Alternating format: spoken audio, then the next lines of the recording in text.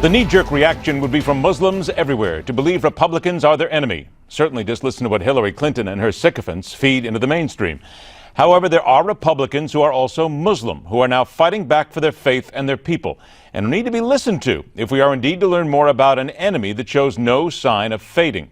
Our guest is president of the Republican Muslim Coalition, a law graduate of American University in Washington, D.C., and a former Democrat who became Republican in 2012 after finding she could no longer defend liberal values in conflict with her religious beliefs. Welcome, Saba Ahmed, to the Hardline. Saba, I want to thank you so much for joining us. There's so many things that we can talk about, but I need to start out with one thing that came today from the man who is currently leading the Republican field for President, Donald Trump. He said he wants to halt all Muslim immigration to the United States, a total and complete shutdown until elected leaders can figure out what is going on. What's your reaction when you hear that?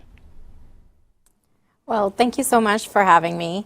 My reaction is that he is completely not well versed on the U.S. Constitution. There is no religious trust that is allowed. We're not allowed to do religious discrimination when it comes to Muslims coming from overseas legally. A lot of them come on H-1B visas from India, Pakistan, all over Asia. And I don't think that that's fair for Donald Trump to lump us all together and tell us all that somehow all Muslims, 1.6 billion of us, are an issue because of the acts of a few. Then what do you do then, I guess? Let's specifically look at American Muslims here. I mean, this is your country. What then do American Muslims who are not radicals, who fight against this, what are you supposed to do now? Because you know that with Mr. Trump saying this, there's going to be people out there who will bite on this and say he is absolutely right. Well, and that's why it's going to be tougher for him to win back the White House from the Democrats, because the Democrats are going out of their way to reach out to Muslim Americans. Yesterday, you saw President Obama speaking for the Muslim American community. I think if Trump is serious about winning the White House, he needs to reach out to Muslim Americans to fight the war on terror. He cannot win a radical ideology without the help of moderate Muslim Americans who can counter the narrative and probably help deal with them, with the radicals and the extremists. It has to be the Muslim Americans who will provide the solutions to win the war. Otherwise, this is going to go on forever, and we're just going to continue in endless wars. And we have seen the last 15 years has not gotten us any more safer than we were before 9/11. You were a Democrat once, you are now a Republican. And when you speak about Donald Trump right there are those who believe that if he is the Republican presidential nominee, that it will hand the election to Hillary Clinton. Do you believe the same way? I do. He's offending so many people.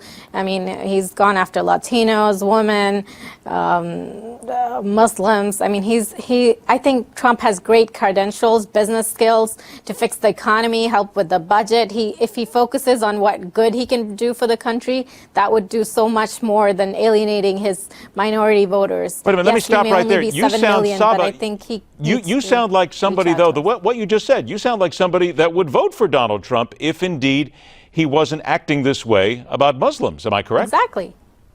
Yes, definitely. We would love to support him if he's the Republican nominee, but I would like to see him tone down his anti-Muslim rhetoric and reach out to Muslim Americans to be on his campaign and to help make America great for everyone. The president in his speech Sunday night finally said that he thought the major problem, admitting that Islam, radical Islam, is part of the problem. He's actually admitting to it. Did he get it right in some sense, though, by finally using those words out loud? Because some people say you should never use the words radical Islam. The thing is, there is no defining test to define radicals. When you say that to a Muslim, for us, it's all offensive because we don't know what you think is radical, maybe like basic teachings of Islam. So you can't target an entire religion and 1.6 billion Muslims. You have to define radicals and extremists in all faith who are committing atrocities. And, we cannot label a whole religion for the acts of a few bad people. Saba, I've got about 40 seconds left. Do you believe that the appearances that you make here and other places, do you think you're making a difference to get people to see Muslims in a different light? Because there's so much noise out there right now, that would seem to be nearly impossible. I know, but I am making a difference, and I receive so much positive mail as well as some haters.